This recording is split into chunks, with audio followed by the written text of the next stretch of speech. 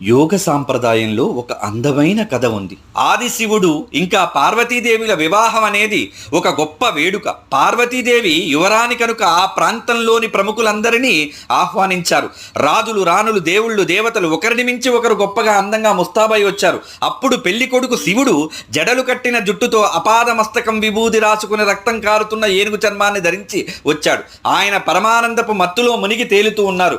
పార్వతీదేవి తల్లి అయిన మీనాదేవి పెళ్లి కొడుకును చూసి కళ్ళు తిరిగి పడిపోయింది. అప్పుడు పార్వతి శివుడి దగ్గరికి వెళ్ళి, మీరు ఇలా ఉండడంలో నాకు ఎటువంటి అభ్యంతరం లేదు, కానీ మా అమ్మ కోసం కొంచెం ప్రశాంతమైన రూపాన్ని ధరించండి అని వేడుకుంది.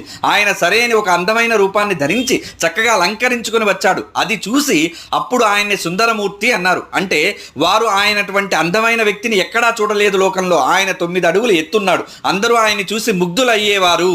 ఓం నమ శివాయ, ఓం నమ శివాయ, ఓం నమ శివాయ. ఒకటి కట్ అయిపోయినా.